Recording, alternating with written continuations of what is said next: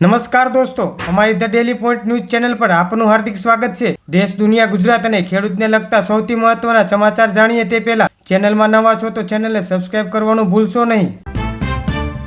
5 અને 6 નવેમ્બર 2025ની આસપાસ બિહાર વિધાનસભામાં ચૂંટણીના પ્રથમ તબક્કાનું મતદાન શરૂ થયું હોવાના સમાચાર। ભારતીય જનતા પાર્ટી દ્વારા દેશભરમાં વંદે માતરમ ગીતના 150મી વર્ષગાંઠ નિમિત્તે વિશેષ કાર્યક્રમ યોજવાની જાહેરાત કરવામાં આવી। વડાપ્રધાન નરેન્દ્ર મોદીએ ભારતની અગ્રણી સહકારી સંસ્થાઓ અમૂલ અને ઇફકોને વૈશ્વિક રેન્કિંગમાં ટોચના સ્થળે મેળવવા બદલ અભિનંદન પાઠવ્યા। રાજકોટ અને વડોદરા જેવા શહેરમાં ભારતીય જનતા પાર્ટીના નવા સંગઠન માળખા માટે નિરીક્ષકો દ્વારા અભિપ્રાય લેવામાં આવ્યો। વહેલી સવારે અરવલ્લી સહિત કેટલાક જિલ્લાઓમાં ધુમ્મસ વાતાવરણ અને હાઈવે પર વિઝિબિલિટી ઘટવાના અહેવાલ હતા। અમદાવાદના ધંધુકા નજીક સ્ટેટ મોનિટરિંગ સેલ દ્વારા દરોડા પાડી મોટી માત્રામાં દારૂનો જથ્થો પકડવામાં આવ્યો।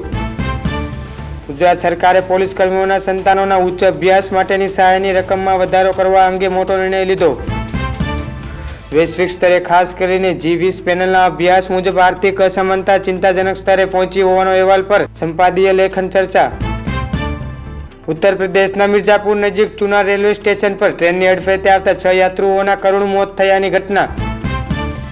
વંદે માતરમ ગીતની 150મી વર્ષગાંઠ નિમિત્તે દેશભરમાં ભાજપના વિશેષ કાર્યક્રમ અને સાંસ્કૃતિક ઉજવણીઓ। આંતરરાષ્ટ્રીય બજારમાં ક્રૂડ ઓઇલના ભાવ નજીવો ઘટાડો થતાં ભારતમાં પણ ફ્યુઅલના ભાવ પર તેજી અસર જોવા મળી। વૈશ્વિક બજારોમાં મળેલા સકારાત્મક સંકેતોને પગલે આજે ભારતીય શેર બજારમાં સવારે સકારાત્મક શરૂઆત જોવા મળી। રાજ્યના શહેર વિકાસને વેગ આપવા માટે 5 નવા સેટેલાઇટ શહેરો બનાવવાની સરકારની યોજના ચર્ચામાં છે।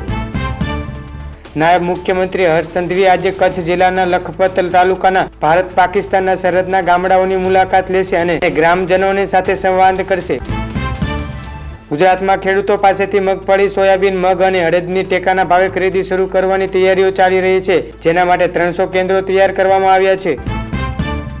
અમદાવાદમાં રોગચાળાના કેસમાં વધારો જોવા મળ્યો છે, જેના પગલે મ્યુનિસિપલ કોર્પોરેશન દ્વારા પગલાં લેવાઈ રહ્યા છે। બિહારની 18 જિલ્લાની 121 વિધાનસભા બેઠકો પર આજે પ્રથમ તબક્કાનું મતદાન ચાલુ છે। સવારથી જ મતદાન મથકો પર મતદારોની લાઈન જોવા મળી રહી છે। તાજેતરમાં ICC મહિલા વર્લ્ડ કપ જીતનારી ભારતીય મહિલા ક્રિકેટ ટીમ આજે દિલ્હીમાં વડાપ્રધાન નરેન્દ્ર મોદી સાથે મુલાકાત કરશે। દક્ષિણ આફ્રિકા શ્રેણી માટે ભારતીય ટીમની જાહેરાત કરવામાં આવી, જેમાં અનુભવી ખેલાડીઓને ODI ટીમમાંથી બહાર રાખવામાં આવ્યા અને કેટલાક નવા યુવા ખેલાડીઓને તક મળી। ખેડૂતોને સસ્તા ભાવે યુરિયા ખાતર મળી રહે તે માટે કેન્દ્ર સરકાર દ્વારા અપાતી યુરિયા સબસિડી ચાલુ રાખવા અંગે આંતર મંત્રાલયની સમિતિમાં ચર્ચા થઈ રહી છે। ભારતીય નૌકાદળે મજબૂત કરવાના લક્ષ્ય સાથે કોચી ખાતે સર્વજહાજ શિક્ષકને આજે સત્તાવાર રીતે સેવામાં સામેલ કરવામાં આવ્યું છે, જે સંરક્ષણ ક્ષેત્રોની યોજનાનો ભાગ છે। હાલ માટે આટલું જ, મળીશું નવી અપડેટ સાથે। જો તમને વિડીયો પસંદ આવે છે તો ચેનલને સબસ્ક્રાઇબ કરવાનું ભૂલશો નહીં।